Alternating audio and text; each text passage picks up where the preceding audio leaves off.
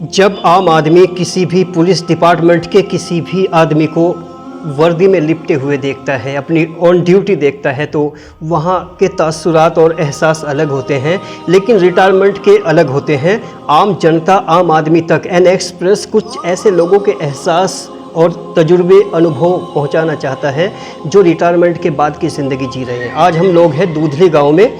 दूधली गांव और ब्लॉक है यहाँ का चरथावल। हालांकि ये हमारे बराबर में जो शख्सियत बैठी है ये एसआई से रिटायर्ड हैं और उनके ही बेटे हैं जो चरथावल ब्लॉक में सबसे कम उम्र के प्रधान पद का एक रिकॉर्ड कायम किए हुए हैं।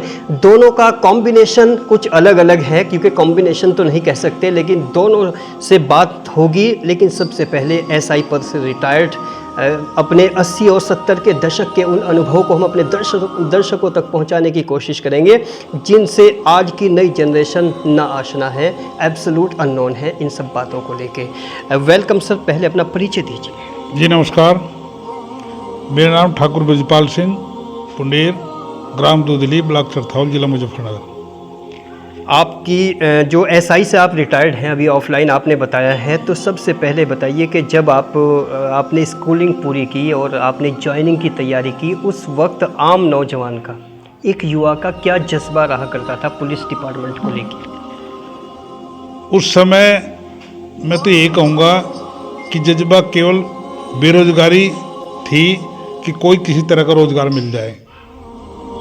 मेन बात तो यही थी। और दूसरी बात यह है कि यदि पुलिस विभाग में भर्ती हो जाए तो आम जन की सेवा करना, ये मेरा जज्बा था। क्या 70 और 80 के दशक में वास्तव में वो देश सेवा या जन सेवा, एक जज्बा जो हुआ करता था, वो बात तक कायम रहता था या कहीं वो पलट जाते थे? देखो, उस दौर में और अब इस दौर में बहुत ही अंतर आ गया है। उस समय मैं कहता हूँ संसाधनों की कमी थी और पैसे की भी कमी थी, और आदमी उस मुकाम तक नहीं पहुंच पाता था जिस मुकाम तक आज आदमी पहुंच जाएगा। जब आपकी पहली बार आपने वर्दी पहनी, तो वो पहले एहसास क्या थे आपके, वो बताइए। मेरा एहसास तो यही था कि मैंने कभी सपने में भी नहीं सोचा था कि मैं पुलिस डिपार्टमेंट में भर्ती हो जाऊंगा और मैं नौकरी पालूंगा और जन सेवा करूंगा। जब आप पहली बार वर्दी पहन के घर पर पहुंचे या बिन वर्दी घर पहुंचे, अपॉइंटमेंट के बाद, जॉइनिंग के बाद, तो माता पिता का क्या रिएक्शन था? मैं यही कहूँगा कि उस समय, जिस समय मैं पुलिस में भर्ती हुआ, तो मेरे माता पिता तो नहीं थे, लेकिन मेरे बड़े भाई थे।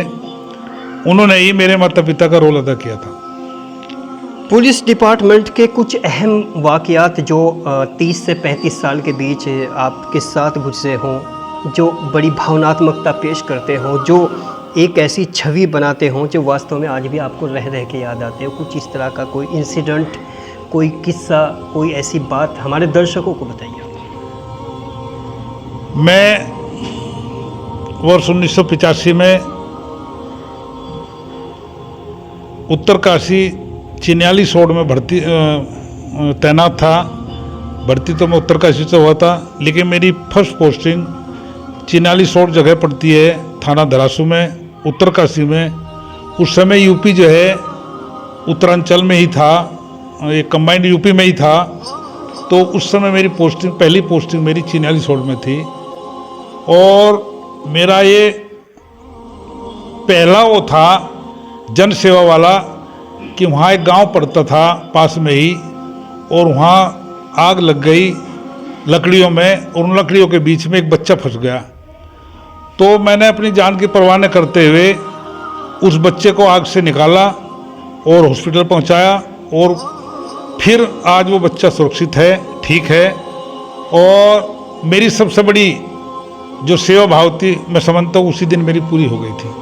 आला अधिकारियों का प्रेशर किस तरह का रहता है? छोटे, मतलब चाहे वो कांस्टेबल है, जो छोटे उनके सबऑर्डिनेट है, उन सबऑर्डिनेट पर देखो, वर्कलोड तो होता ही है। मैं ये नहीं कहूँगा कि छोटे बड़े का, काम की क्षमता आदमी के अंदर होनी चाहिए, काम का जज्बा होना चाहिए। किसी तरह की कोई छोट बढ़ाई मैंने कभी नौकरी में महसूस नहीं की।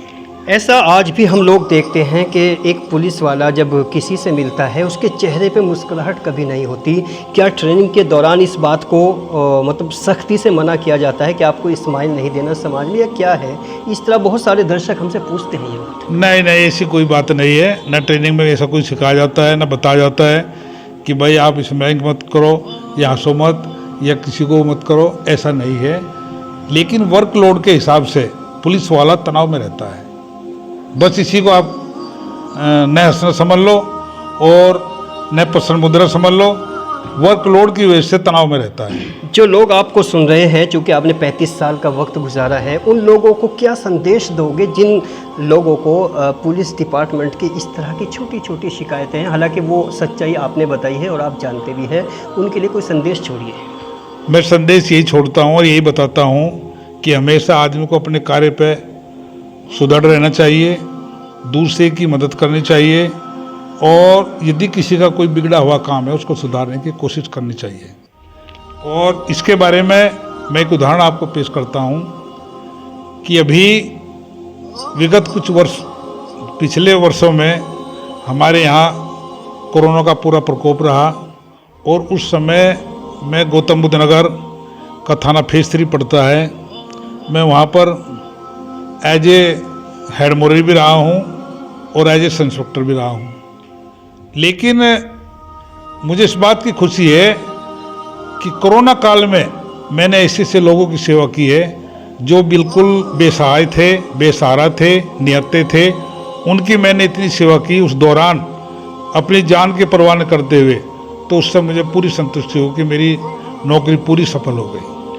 आप जैसी सोच के लोग जो सपोर्टिव और कोऑपरेटिव नेचर के हैं, इस डिपार्टमेंट में कितने % होते हैं? देखो, मैं ये तो नहीं कहूँगा, आदमी की अपनी अपनी सोच होती है कि, लेकिन मैं तो दूसरों को भी यही संदेश दूंगा जो पुलिस डिपार्टमेंट में नौकरी कर रहे हैं, भर्ती हो रहे हैं या वर्तमान में हैं, कि उनकी जो है सेवा भाव की मंशा रहनी चाहिए और उनको केवल यही समझना चाहिए, सोचना चाहिए कि भाई हम जो भर्ती हुए हैं पब्लिक की सेवा के लिए हुए हैं और अपने परिवार का पालन पोषण करने के लिए हुए हैं। आपका बेटा प्रधान है ब्लॉक चरथावल में, तो ये रिटायरमेंट के बाद सियासत में कदम रखना, चाहे वो गांव की सियासत है या दीगर सियासत है, तो ये कैसे माइंड में आपके आया है? बेटे प्रधान यहाँ पर बैठे हुए, इनसे भी बात करते हैं, अपना परिचय दीजिए। ठाकुर सुबीर पुंडीर, ग्राम प्रधान दूधली, ब्लॉक चरथावल, जिला मुजफ्फरनगर। सबसे कम उम्र का रिकॉर्ड है ब्लॉक चरथावल में आपके नाम प्रधानी का, तो क्या कहना चाहेंगे खास तौर से इस गांव के जितने लोग आपको सुन रहे हैं? मैं सबको यही कहना चाहूँगा, सबने मेरे पे विश्वास करा और विश्वास करके मेरे को प्रधान बनाया और उनकी प्रधानी को अब तक 3 साल हो चुके हैं और जिस बात पर उन्होंने मेरे पे विश्वास किया था वो मैंने पूरे कर दिए। 80% तो काम उनके पूरे कर दिए, अब 20% रह रहे हैं, वो 2 साल में पूरे हो जाएंगे। जैसे गांव में कुछ तोड़ जोड़ होते हैं, इधर की बात उधर, उधर की इधर, कुछ तोड़ जोड़ से आप प्रधान बने हो या जैसे आपने कहा विश्वास किया है? आज के ज़माने में विश्वास करना कितना मुश्किल काम है, ये मतलब समझ से परे है। तो कोई तोड़ जोड़ रहा है या पापा जी की कुछ मेहनत रही है, आपका भी कुछ गठबंधन रहा है? विश्वास लोग तब करते हैं कि जब कुछ उम्मीद होती है, उम्मीद के लिए हमें कार्य करना पड़ता है। और हमने 2 साल पहले ही, मैं प्रधानी से 2 साल पहले ही मैं नौकरी छोड़कर गांव दिल्ली में आ गया था और 2 साल तक मैंने समाज सेवा करी है। समाज सेवा में उसमें ये थे कि गांव में कोई लड़ाई झगड़े हो गए, उनके फैसले कराना, है ना, थाने चौकी तक न जाने देना, और कोरोना के टाइम में निस्वार्थ होकर क्या कहते हैं लोगों की सेवा करना, ये कार्य करे और उसे देखते हुए लोगों ने विश्वास जमाया और मुझे चुना। गांव को विकास के नज़रिए से और सामाजिक दृष्टि से जो हमारी स्पेशल मुहिम है, कहाँ तक ले जाने का तस्वुर है आपका? विकास के नज़रिए से देखो, हर ग्राम प्रधान और मैं भी यही चाहता हूँ कि कहते हैं कि अपने गांव को चंडीगढ़ के रूप में बनाना, लेकिन हम कहीं ना कहीं रुक जाते हैं पैसे को लेकर। जो हमारी निधि आती है, कि पुराने टाइम में निधि काफ़ी ज़्यादा आती थी और आज के टाइम में हमारी 40 से 50% निधि काट ली गई है और निधि का बहुत बड़ा प्रेशर रहता है कि भाई लोगों की ख्वाहिश बहुत ज़्यादा है और निधि कम है। एक सड़क लगाने में, छोटी सी सड़क लगाने में 100 मीटर की सड़क भी लगाते तो 5 से 7 लाख रुपए का खर्चा आ जाता था। पैसा बहुत आता है, लेकिन जो अंतिम व्यक्ति हैं जो आपसे अपनी बात कहने की हिम्मत भी नहीं करते, जिनको गुजारिश भी करने नहीं आती, ऐसे लोगों के लिए आपकी क्या मतलब क्या ट्रैक है और क्या किया है अब तक? देखो यहाँ पे तो कोई ऐसी बात नहीं है, अंतिम लोगों तक हम खुद ही मिलते हैं। जो ऐसा लगता है कि शुरुआत में लगता है कि प्रधान बनने के बाद हमें भी महसूस हुआ, कुछ लोग पुराने प्रधान से मिलने में हिचकिचाते थे, लेकिन जब हम उनके पास कोई काम होता है, मान लो कि फ़ोन भी आ गया और मेरे को लगता है कि मेरे पास तक नहीं आ रहे, तो मैं उनके घर पहुँच जाता था। एक प्रधान की हैसियत क्या होती है? फ़र्ज़ करो कि डीएम आपसे मीटिंग ले रहा है और सब प्रधान बैठे हुए हैं, लेकिन ऐसा बहुत सारे प्रधानों से हमारी बात होती है, ऐसा क्यों होता है कि बड़े कॉन्फिडेंटली एक प्रधान खड़े होकर बात क्यों नहीं कर सकता एक ब्यूरोक्रेट से, जबकि constitutional post is better than bureaucracy?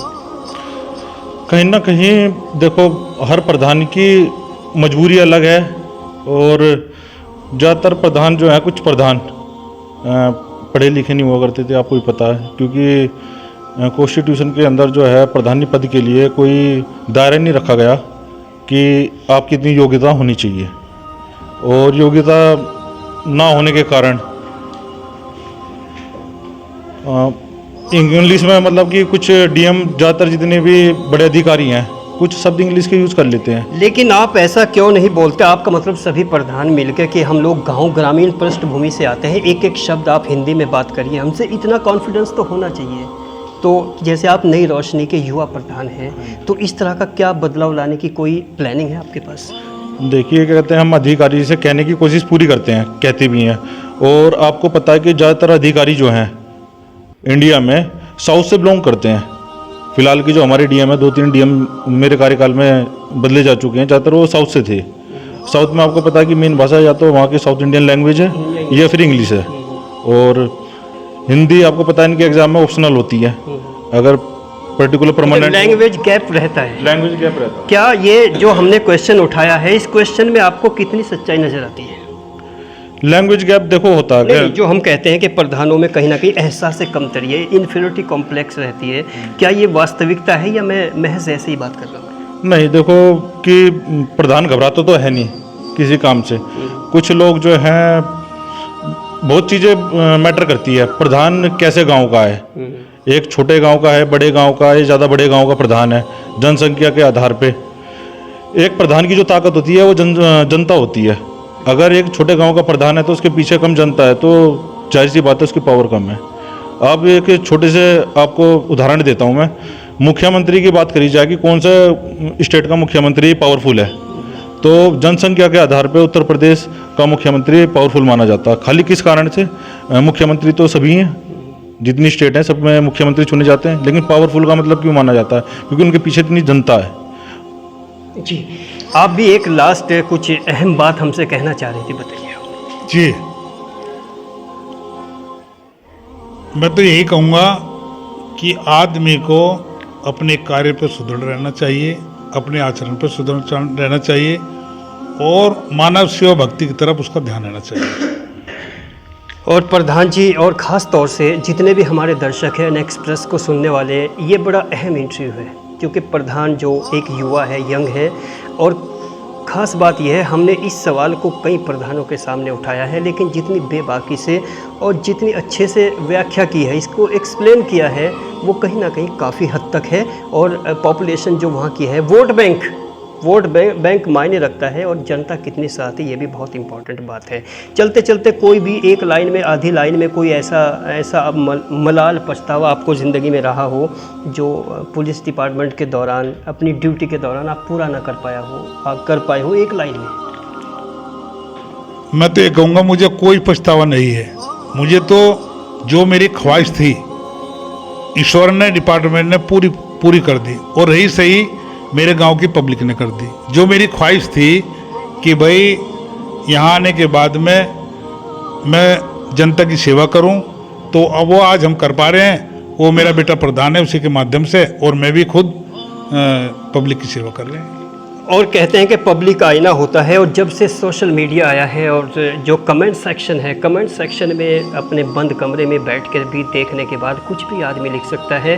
बाकी आज के इस इंटरव्यू का सही फैसला जनता करेगी, कमेंट सेक्शन करेगा, लोग कमेंट में कितनी सच्चाई के साथ अपनी बात को कहते हैं। बने रहिए एन एक्सप्रेस के साथ। मैं मोहम्मद अकरम अपने साथी आज मोहम्मद के साथ।